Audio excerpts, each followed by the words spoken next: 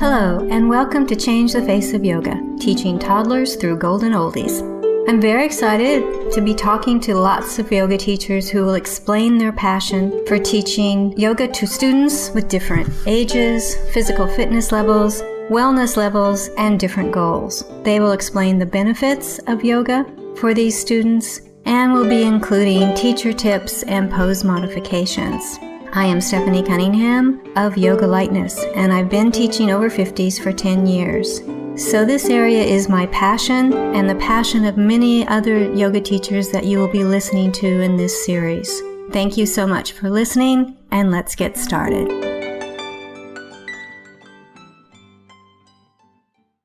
Hello, this is episode 15, and we're going to be talking to Brodie Welch about Qigong. And Qigong is kind of a cousin of yoga from the Chinese tradition. She's going to tell us about why someone might choose yoga or might choose Qigong. So let's listen.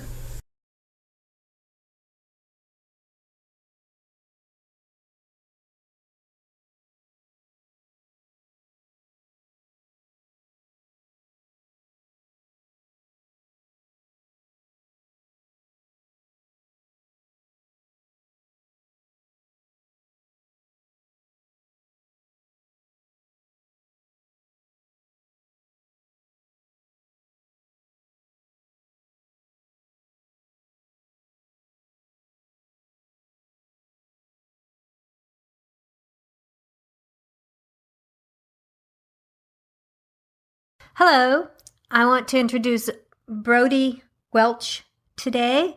Brodie has an absolute breadth of knowledge. It's amazing. And she started off, I think, she can correct me if I'm wrong, as an acupuncturist in Corvallis, Oregon. And I've been to Corvallis, and it's a lovely place. I really like it. And she has Life in Balance Acupuncture, and she's been there since 2003. She's also a certified herbalist, a Chinese medicine expert, and has taken training in how to teach Qigong and yoga.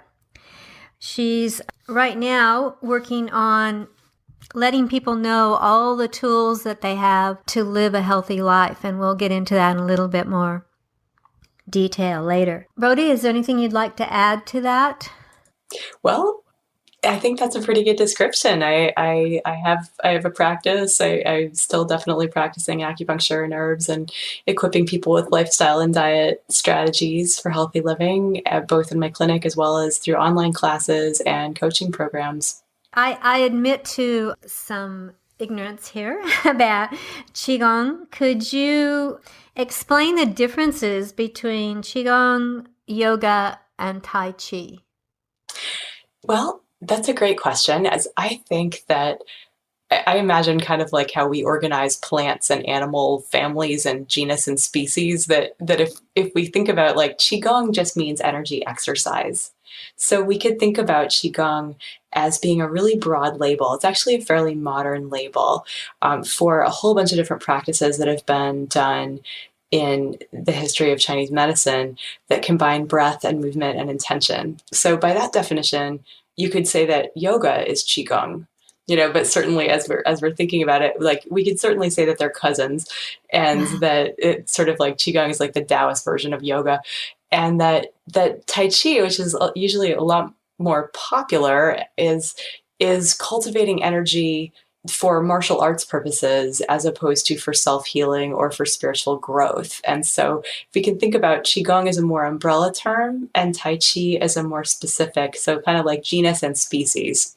And so I never got into learning Tai Chi because it seemed like a lot to memorize, and I wasn't really interested in kind of that martial arts in slow motion, but I was very interested in self-healing, and I was very interested in spiritual awakening and consciousness. And so I got into Qigong out of, even though I'd been practicing yoga for a long time, Chinese medicine was by profession where my training is, and I wanted to be able to help people with with what was intrinsic to the medicine, as well as just stuff that I picked up from my own yoga practice. Would you say that there's going to be a difference in the student that wants to practice Qigong as opposed to the student that wants to practice yoga? We'll put Tai Chi to the side now. Sure. Yeah, I think so. I mean, that I work with a lot of people who wouldn't be caught dead in a yoga class. People who maybe they have movement difficulties. They're perhaps limited by arthritis or 50 extra pounds of weight, and they're not necessarily excited about the idea of showing up in stretchy pants to move in ways that they don't believe their body is capable of, or that feels that feels kind of more like it's what's on the outside that matters rather than kind of that internal experience of alignment and the breath body and that kind of mind body unity. And so people who might be attracted to meditation, so I'd say like there's several people, right, that might be a great candidate for picking up Qigong as opposed to yoga, is somebody who's daunted by the idea of showing up in yoga class, perhaps somebody who is just maybe recovering from surgery, or maybe that is otherwise limited in movement and wants a gentle way to connect with their body, because everything that we do in Qigong you can pretty much do it with your mind if you just back off what you're doing physically and intensify the concentration around it. And that it's because it's so slow and mindful, that it tends to be really strength building as well as energizing, and has just a whole host of health benefits. So for people who might not feel like up to the physical challenge that yoga poses, it can be a great option. Similarly, for people who are interested in meditation but feel that they can't settle their mind, so like a lot of people who believe that meditation is about hoping that your mind will shut off when you sit down, and so people who might they relax best by going for a run, or they relax through people who require a lot of movement could really benefit from combining breath with movement in Qigong as a way of doing a moving meditation practice, which has a lot of those similar benefits as a seated practice. Well, I think you've kind of explained really, really well why we have this podcast, which is to show people that yoga is not only, very vigorous and very asana centered, but I agree with you that that is the general perception of it. And so I can see where, there's definitely going to be people who would feel very uncomfortable with a lot of, very flexible, very trim and fit people in a yoga class. So I think you've done a great job of showing us why there's a problem with the perception of yoga, because it's right. Really, it really is. I agree with you that, all you see are pictures of people doing these fantastic poses, which, I don't know, what do you think 1% of the population can do? So. Right. It's really not the essence of what yoga is about, right? That's not something you can put on the cover of a magazine. No. I watched a video because I admit my ignorance about Qigong. And what this woman was doing was, I believe she called it the 8 brocades. Does that make sense? Okay, good. 8 treasures, or 8 pieces of brocade, is one of the oldest forms of Qigong that is still practiced. That it's at least 1,000 years old. And basically, I actually have I modeled my 12 treasures Qigong on kind of 8 treasures plus what my body wanted. I felt like it needed more spinal involvement. So I created a class, an online class to make Qigong available for people who can't find a teacher locally. And it's really kind of like a movement multivitamin, like one movement for each organ system of the body.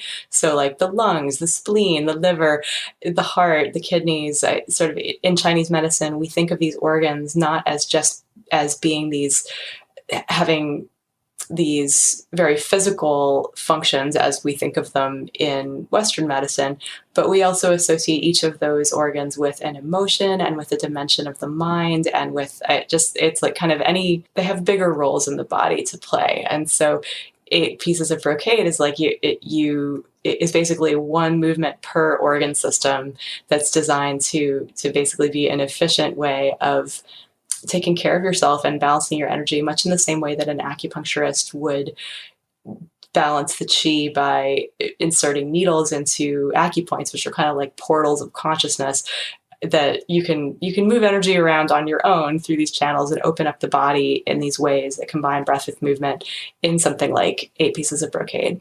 Now, you said that you got interested in taking training to be a teacher for Qigong and yoga Mm-hmm. because of your acupuncture expertise, that you wanted to give your clients another tool.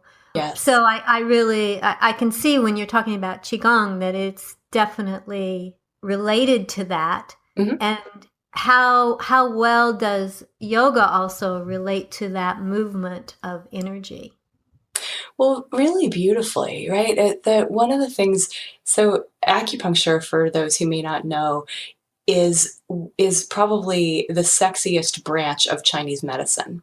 But Oh, really? Chinese medicine, it's just one modality. So within Chinese medicine, we have lots of different ways of affecting balance in the body. We can use acupuncture, we can use herbs, we can use lifestyle and diet, we can use exercise, and by that we mean qigong, right, or energy exercise. And we can basically, the goal being to balance yin and yang in the person's life.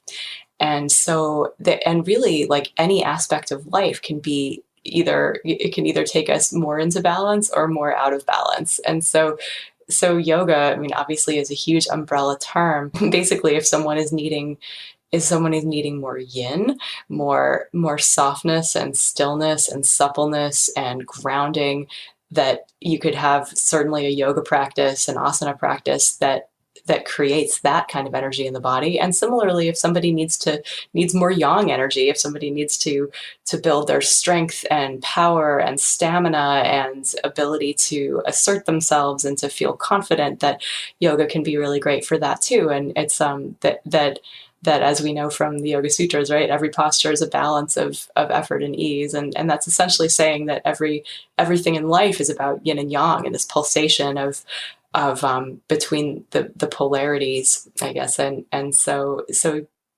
really, yoga and yoga's sister science, Ayurveda, have a lot in common with Qigong and Chinese medicine, in terms of basically that we're these living dynamic fields of energy. We're not these sacks of meat. And so in yoga, we think about the koshas, right, the different layers of being, and that we can, if we tune into our pranamaya kosha, or our breath body, that's like the same thing as saying like the chi body, or the energy field. So instead of thinking of ourselves as machines, or as like these separate parts, in acupuncture or in Chinese medicine or in qigong, we're seeing ourselves as mainly energy, and influencing the energy in order to affect the functionality of the different organ systems, as well as our physical structure and the matter, the stuff of who we are. You said, I think at the beginning, Yeah. and I also read one of your blogs about what Qigong is, and you were Mm-hmm. saying then that perhaps someone who can't physically do the movements in Qigong can actually try to move, or is successful at moving, I don't know, that Yeah. energy around their body with their mind, Mm-hmm. which to me is almost a form of meditation as I know it from yoga. But Yeah, absolutely. Like that, just that idea of visualization. We know from studies that they've done on athletes, or that like there's one study that comes to mind, where middle schoolers were divided into different groups and asked to do free throws on a basketball court. And one group was allowed to practice with the basketball, and the other group was just supposed to visualize what it's like to shoot a free throw. And that the visualization group actually did better than the group that practiced. So so things like that, where we know that when we think about doing a particular movement, when we do that mental rehearsal, we're activating the same neurons. We're creating that same what wires together, fires together connection that the brain is capable of as we're learning a new skill. And so with Qigong, because it's a meditative practice, and I would say the same thing for yoga, that if you're having trouble executing a movement physically due to any sort of limitation, but you're incredibly focused on it, the same areas of your brain are going to light up, and you're going to therefore be directing the energy to those parts of your body anyway. And thereby, and really there's this notion of stagnation in Chinese medicine, that like pain, for example, is due to stuck qi, right? Energy is supposed to flow like water in a river. And that we get into trouble when that water isn't flowing, when it's a stagnant pond instead of a vibrant, teeming with life river. And so to get our energy moving again, it's especially if there's pain in a particular area, due to trauma or repetitive movement or due to whatever, it's like the challenge is to get it is flowing through that area again. And so certainly motion is lotion, and just kind of getting moving can help. But if it doesn't, we can always use the power of the mind to direct the breath to open the pathways that we want the energy to travel on. And also self-massage can also be is something that we typically do in Qigong as a warm-up. And so that kind of idea of banging on the pipes, or like loosening the blockages from the outside in to allow us to feel more intimately what's happening. When you have an acupuncture client and you believe that either Qigong or yoga would be beneficial for them, what are your decision points on why you would say, I think you should do Qigong, but you should do yoga? What would be the difference in that? Well, honestly, I kind of leave it up to the person, kind of like what it is they're wanting, that what is the end result that they're hoping for. Because and certainly I think about their constitution, right? Someone who's more likely to gravitate towards because there's different forms as well, but sort of like what would be the most balancing for that person, and what would they be most likely to do. So for some people, they're really going to take to a strong, energetic vinyasa flow class or something like that. And that might be what they're attracted to, or like a Bikram class or something where they can really just deal with stress in an intense way. But I might suggest kind of that if they have enough of that in their life already, if they're a hard driving, intensity motivated, kind of pitta type person, or fiery kind of a person, then what could be more balancing for them is to have a more softening Qigong practice, to have something that is just more meditative, that they can sink into, that is, and so I'll usually feel it out, and I'll say, like, generally speaking, like, is what else are they doing in their life, and what do they need more of, and what do they need less of, and what could bring them into balance, but that they'd actually still do it. So I think it's having a body mind practice is far more important than which one. It's what you think they'll actually do that's really the really most important decision point. Right, the best medicine is the one you take. Yeah. Anyway, can you describe some things that have happened for your clients because of this melding of acupuncture and Qigong or yoga, depending on whatever it was? Yeah, absolutely. I mean, so when someone leaves the office, I always send them home with a self-care prescription, so to speak, of what they can do to keep the treatment going at home. And that could be lifestyle or diet or exercise, or, so it could just be, okay, this person's having back pain. So here are a few targeted yoga-based stretches, or, quote unquote stretches, right? Asanas, breath with movement, and some kind of something where I'll unpack how to do a particular asana for them. Or I will send them home with a Qigong assignment so for example, like for lower back pain, there's a simple move from 8 treasures or 12 treasures, my practice, that involves basically a series of squats. And so it's a forward bend, it's a gentle forward bend, and you exhale and you bend your knees and you let the energy sink back to the earth.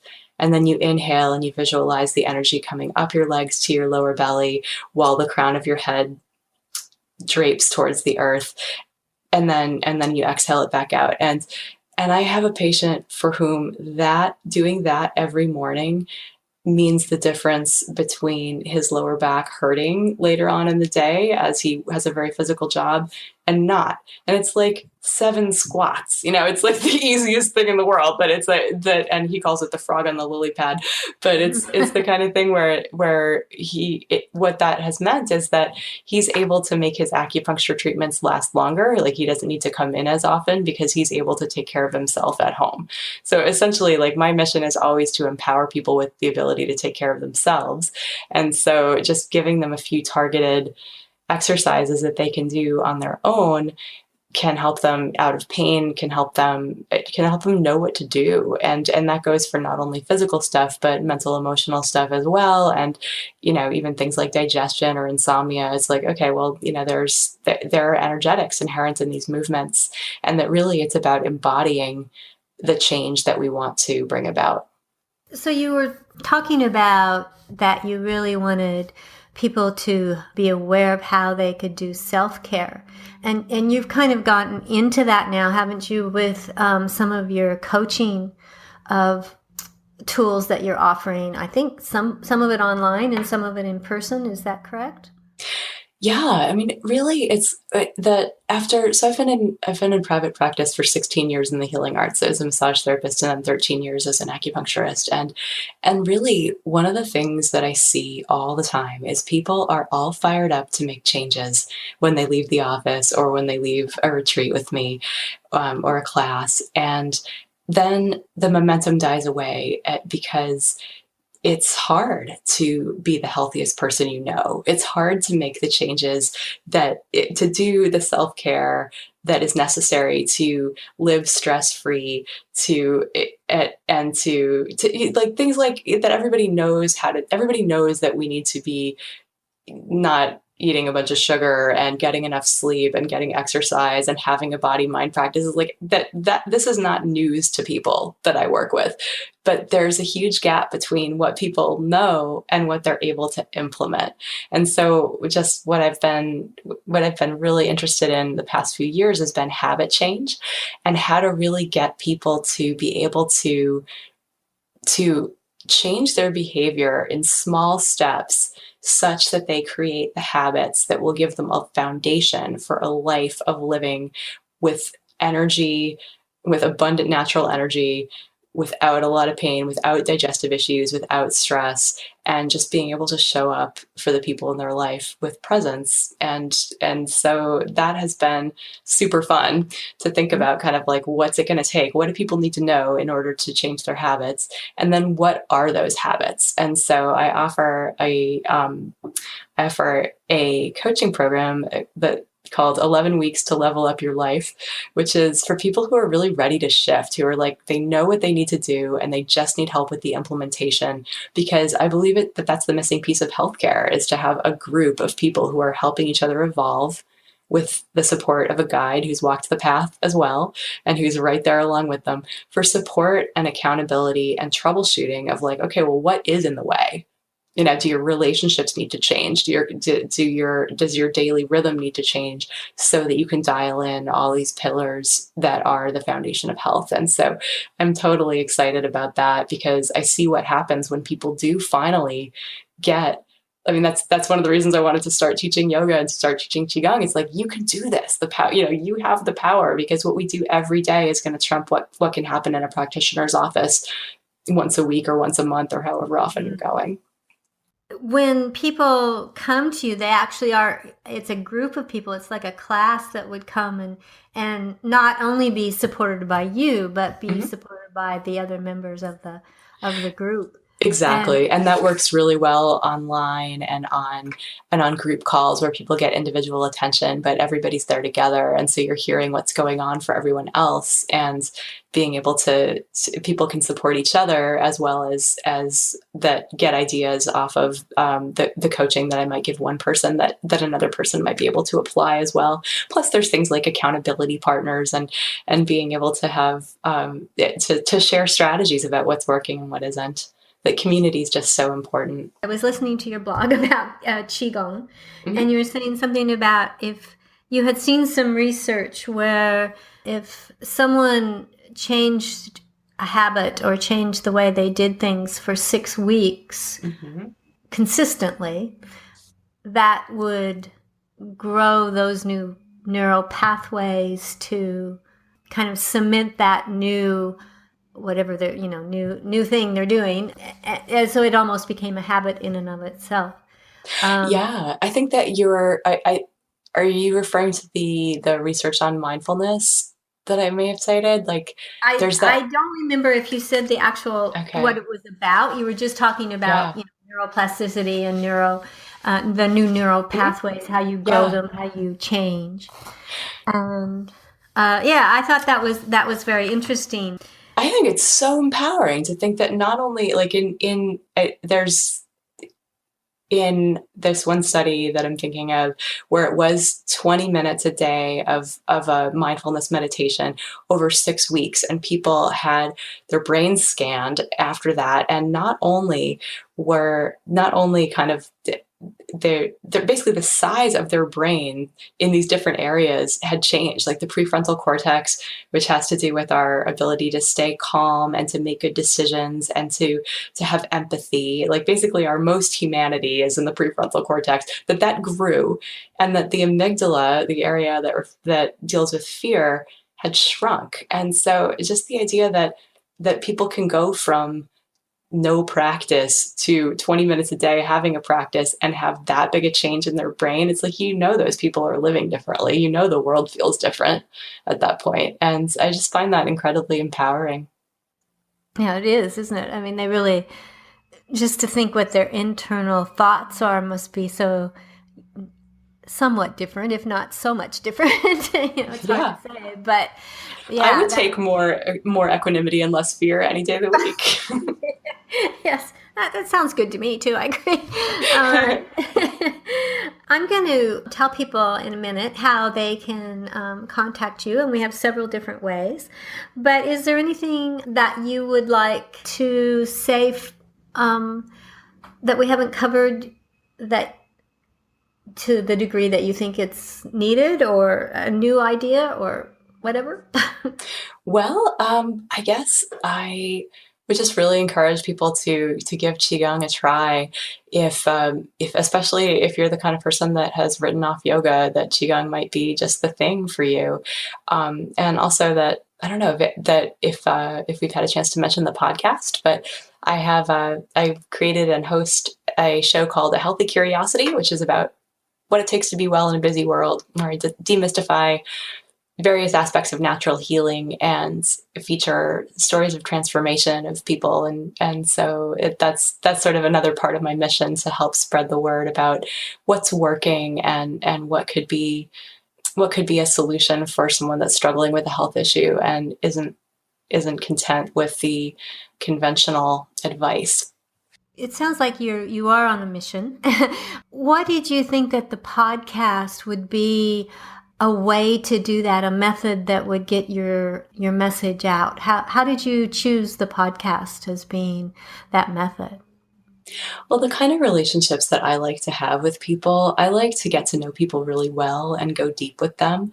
And so for a while, I'd been writing, blogging, but that really turns on my inner critic and my perfectionist. And I just felt like a conversation where I get to talk to interesting people about what they're doing and bridge the gap between people who are aware that they have a problem but are not aware of the potential solutions could be really of service. And so I was really just interested in like that people might not find their way to Life and Balance Acupuncture's blog, or me as an acupuncturist, like unless they're already sold, unless they're already like in the choir that I'm preaching to. And I don't want to do that. I really want to change the culture and have people just wake up to the fact that how much Chinese medicine has to offer for a whole host of conditions out there, and as well as just other unexplored modalities that don't get a lot of press, and just what's working for people as they live their lives. And so I was thinking, well, if I can create a podcast that's more broad in scope, that's going to attract people who are interested in health, but don't necessarily, it's like people want the end result. They often don't care how they get there. And so for some people, learning about learning about nonviolent communication might be why they're there. And for some people, it might be learning about myofascial release, or, like just various modalities that work for various things that have to do with health, but kind of collecting them and getting to talk to people who are doing that exciting work. I agree with you. I think the thing I enjoy most about the podcast is getting to talk to other people who have such a passion Isn't for it what great? they do. It's like just call really people who are is. halfway around the world and they're like willing to share their time and expertise. It's amazing. It is. It really is. And I really agree with you on that. That's really a really important and exciting part of the podcast, especially if you have a passion, which we both sound like we do, to get out of certain amounts of information and things. Well, I've learned a lot about Qigong, and I could see where it fits in rather nicely. They are nice cousins. We'll not sure they're kissing cousins, but cousins anyway, and definitely related. But I agree that there are people out there that probably would be more comfortable in a Qigong class rather than yoga. And they should know that there's also that modality that's available to them that could help them. And so I'm really, really glad that you came on the podcast so that we can tell people, some other options that are, pretty much the same goals as yoga, but might be presented in a different way that would make people much more comfortable. Okay, I want to tell people how they can contact you.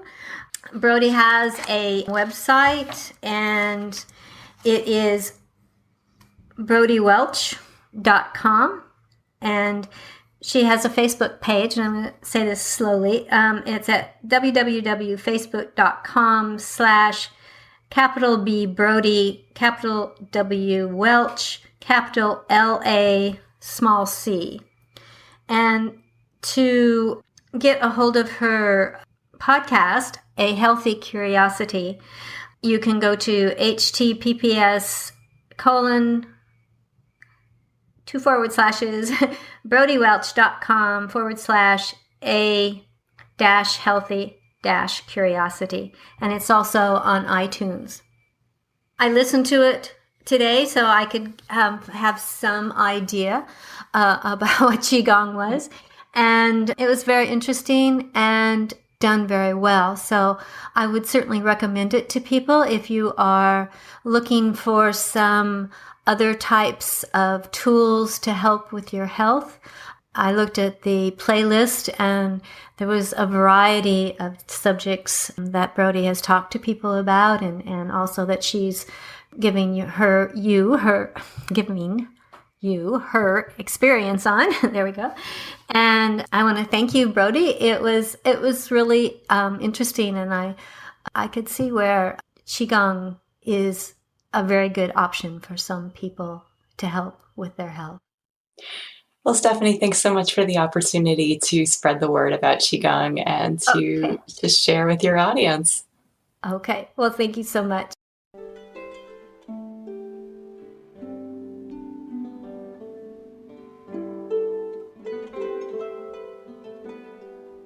Thank you for that wonderful interview.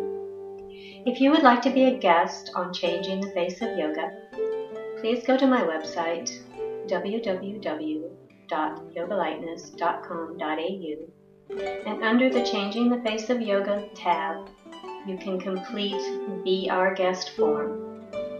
After reviewing the form and finding it applicable to this podcast, we will send you a link to schedule an interview. Please download, review, and tell your friends of any podcasts that are of interest to you and to them. If you would like to contact me, send an email to info@yogalightness.com.au. And thank you for listening to Changing the Face of Yoga.